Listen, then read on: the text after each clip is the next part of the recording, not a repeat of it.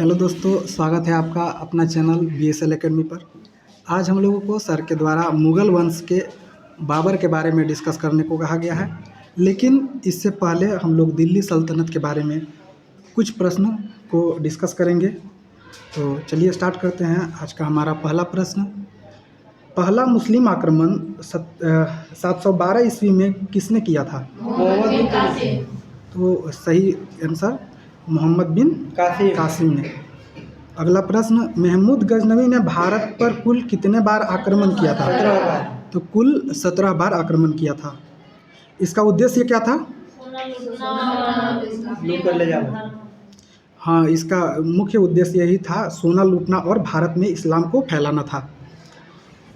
अगला प्रश्न, महमूद गजनवी का सबसे प्रसिद्ध आक्रमण कौन सा था? सोमनाथ मंदिर। सोमनाथ का मंदिर, जो कि गुजरात में है। कब किया था आक्रमण? 1025 ईस्वी में, जो कि उसका 16वीं आक्रमण था। उस समय गुजरात का शासक कौन था?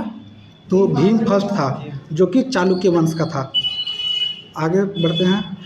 तराइन का प्रथम युद्ध कब हुआ था? 1191 में। तराइन का प्रथम युद्ध 1191 में हुआ था। किसके बीच में हुआ था? मोहम्मद गौरी पृथ्वीराज चौहान और गौरी के बीच में हुआ था। इसमें कौन जीता था? पृथ्वीराज चौहान। तो पृथ्वीराज जीता था। अगला प्रश्न, तराइन का द्वितीय युद्ध कब हुआ था? 1192। तराइन का द्वितीय युद्ध 1191 में हुआ था। किसके बीच में हुआ था? 1192 के बीच में, 1192 ईस्वी में हुआ था। पृथ्वीराज चौहान और गौरी के बीच में हुआ था। इसमें गौरी की जीत हुई थी। ये इम्पोर्टेंट है। 1191 में तराइन का प्रथम युद्ध में पृथ्वीराज चौहान जीते थे और 1192 में गौरी जीता था। दिल्ली सल्तनत का अवधि कितना? दिल्ली सल्तनत का अवधि 1206 से 1526 तक। इसमें कुल 5 राजवंशों ने राज किया। कौन कौन?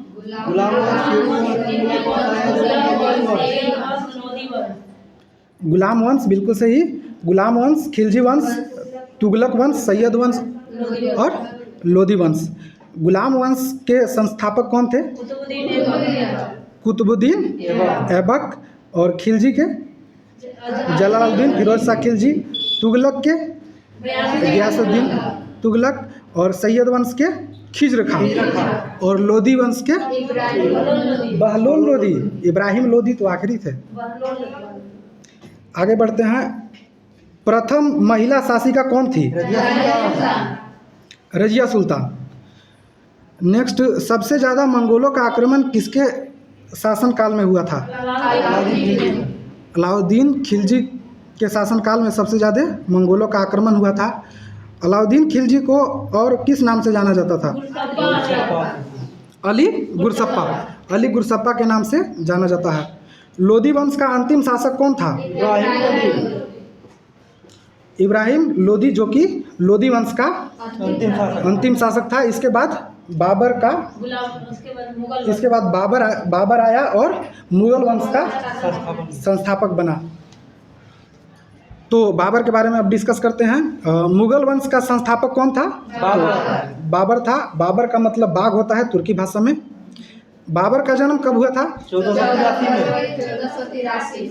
14 फरवरी 1483 में फरगना, जो कि उज्बेकिस्तान में है। उसका पिता का नाम क्या था? शेख मिर्जा। उमर शेख मिर्जा, जो कि तैमूर वंश का था। तैमूर वंशज से उमर शेख मिर्जा था। और उसका माता के नाम कुतुब निगार खान, जो कि एक मंगोल वंशज थी। आगे बढ़ते हैं। बाबर का शासनकाल कब से कब तक रहा था? 1526 से 1530 तक, बिल्कुल सही। नेक्स्ट, पानीपत का प्रथम युद्ध कब लड़ा गया था? 21 अप्रैल 1526 को। पानीपत का युद्ध, प्रथम युद्ध 21 अप्रैल 1526 को लड़ा गया था। पानीपत का प्रथम युद्ध किसके बीच हुआ था? बाबर और इब्राहिम। तो बाबर और इब्राहिम लोधी। इब्राहिम लोधी, जिसमें किसकी जीत हुई थी? बाबर का। और बाबर फिर इब्राहिम लोधी को मार दिया था। आगे बढ़ते हैं। तुजुक बाबरी किस भाषा में लिखा गया था? तुर्की भाषा। तुर्की भाषा में, बिल्कुल सही। आगे, मेवाड़ के किस राजा को 1527 में खानवा के युद्ध में बाबर ने हराया था? राणा खान। राणा संगा, जो कि मेवाड़ के उस समय राजा थे। आगे बढ़ते हैं। किस युद्ध से भारत में मुगल राज्य की नींव पड़ी? पानीपत का प्रथम युद्ध से। नेक्स्ट, मुगल काल की राजभाषा कौन थी? फारसी। तो फारसी, बिल्कुल सही। आगे बढ़ते हैं। बाबर मूल रूप से कहाँ का शासक था? तो ये फरगाना का था, जो कि उज्बेकिस्तान में है। नेक्स्ट, किसने ऐसा बाग बगीचे जिसमें बहता पानी हो के निर्माण की परंपरा शुरुआत की थी? तो बाबर ने ही। बाबर ने अपने आत्मकथा तुजुक बाबरी में किस हिंदू राज्य का उल्लेख किया है? मेवाड़ और विजयनगर। मेवाड़ और विजयनगर, बिल्कुल सही। मेवाड़ के राजा कौन थे? तो राणा संगा। और विजयनगर के कृष्णदेव राय थे। आगे बढ़ते हैं। किस मुगल सम्राट के जीवन में धैर्य व संकल्प की शिक्षा मिलती है? तो यही बाबर। बाबर का पूरा नाम क्या था? जहीरुद्दीन मोहम्मद बाबर था।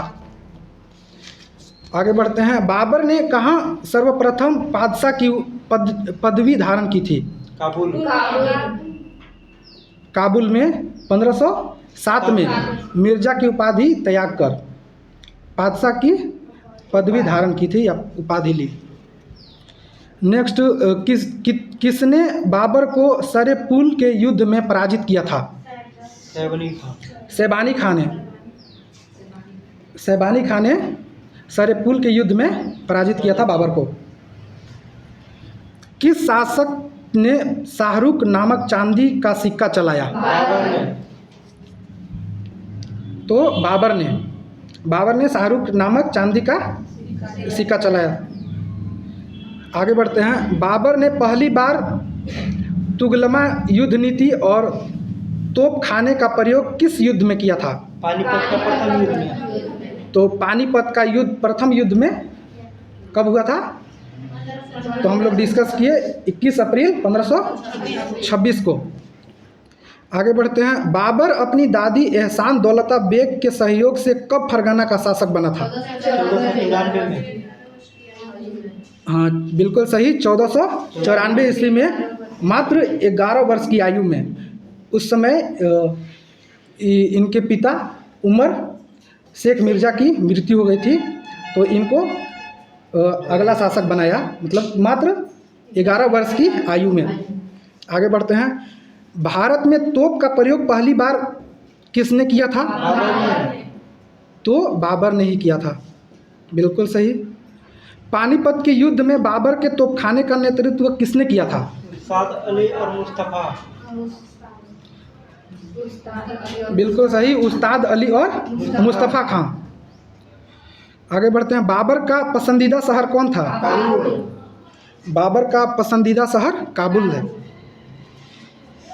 आगे बढ़ते हैं। खानवा का युद्ध कब हुआ था?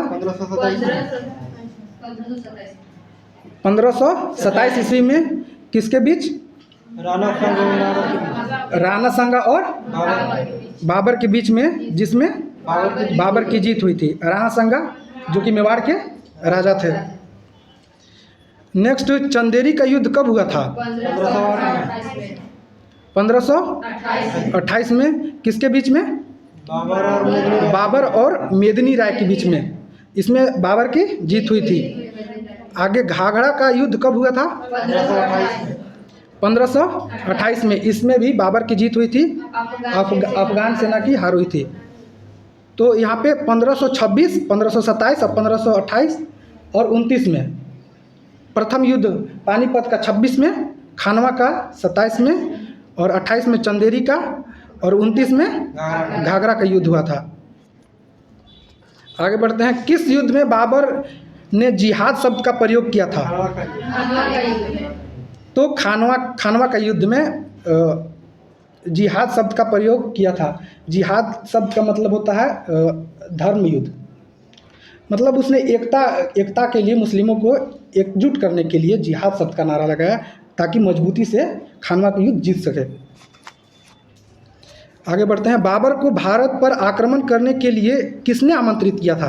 दौलत खां, आलम खां और राणा खां। दौलत खां, आलम शाह और राणा सांगा, बिल्कुल सही।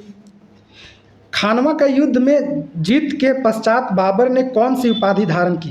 गाजी। तो गाजी, बिल्कुल सही। आगे बढ़ते हैं। किस मुगल बादशाह को उसकी उदारता के कारण लोग उसे कलंदर पुकारते थे? तो बाबर को ही कलंदर पुकारते थे, क्योंकि पानीपत के प्रथम युद्ध जीत के बाद इसने काबुल के प्रत्येक निवासी को एक एक चांदी का सिक्का दिया था, इसलिए इसे कलंदर कह के पुकारते थे। आगे बढ़ते हैं। आगरा में आरामबाग का निर्माण किसने कराया था? तो बाबर ने ही कराया था। बाबर के आक्रमण के साथ विजयनगर के शासक कौन थे? तो हम लोग अभी डिस्कस किए, कृष्णदेव राय थे। आगे बढ़ते हैं। बाबर के आक्रमण के समय दिल्ली के शासक कौन थे? तो इब्राहिम लोदी, जो कि पानीपत में बाबर ने हरा के मार दिया। आगे, बाबरनामा का फारसी अनुवाद किसने किया था? अब्दुल रहीम खान ने। बाबरनामा का फारसी अनुवाद किसने किया था? अब्दुल रहीम खान ने। अब्दुल रहीम खाने खाना। आगे बढ़ते हैं। बाबर ने भारत पर पहला आक्रमण कब किया था? 1526 में। 1519 में बाजौर, जो कि अभी वर्तमान में पाकिस्तान में है। पहला आक्रमण इसने बाजौर पर किया था 1519 में। आगे बढ़ते हैं। बाबर का मकबरा कहाँ स्थित है? काबुल। बाबर का मकबरा काबुल में स्थित है। बाबर ने भारत पर कितनी बार आक्रमण किया था? तो 5 बार। पानीपत का युद्ध 5वां था, उससे पहले 4 बार आक्रमण किया था। गुलबदन बेगम किसकी पुत्री थी? बाबर के, बिल्कुल सही। 1526 ईस्वी में बाबर किस वंश के शासक को परास्त कर मुगल साम्राज्य की नींव रखी? तो लोदी वंश। आगे बढ़ते हैं। मध्यकालीन इतिहास का पहला युद्ध जो जल व थल दोनों पर लड़ा गया था, तो घाघरा के युद्ध कब हुआ था? 1529 में। आगे बढ़ते हैं। बाबर ने अपनी आत्मकथा तुजुके बाबरी में किसको भारत का सर्वाधिक शक्तिशाली शासक बताया था?